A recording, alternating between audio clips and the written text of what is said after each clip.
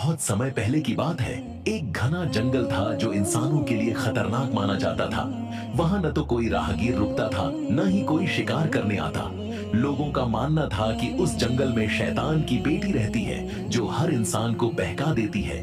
शैतान की बेटी लायला, लायला शैतान की बेटी बेशुमार हुस्न और फरेब की मूरत थी। उसकी आंखें लाल थीं और बाल लंबे काले जैसे रात की स्याही। उसका काम था अल्लाह के नेक बंदों को गुमराह करना, उन्हें नमाज से, कुरान से और तौबा से दूर करना। उसे खुद उसका बाप शैतान भेजता था।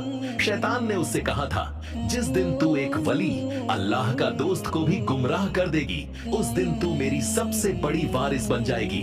लायला ने कई लोगों को फंसाया, उन्हें गुनाहों की दलदल में धकेला, लेकिन एक दिन उसकी नजर एक नौजवान पर पड़ी जिसका नाम था जैद। जैद एक नेक बंदा, जैद एक तन्हा जिंदगी गुजारने वाला नेक मुसलमान था। वो जंगल के किनारे एक छोटी सी झोपड़ी में रहता था, कुरान पढ़ता, नमाज अदा करता और हर रोज तौबा करता।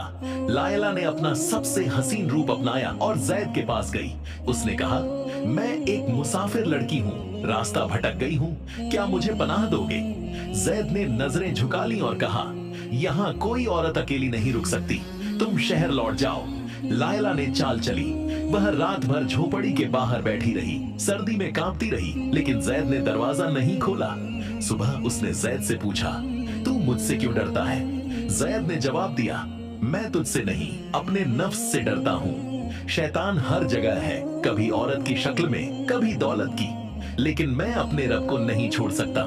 लायला की तौबा। लायला पहली बार किसी ऐसे इंसान से मिली थी जो उसकी बातों में नहीं आया। वो सोच में पड़ गई। रात को उसने अल्लाह का नाम लिया जो उसने पहले कभी नहीं लिया था।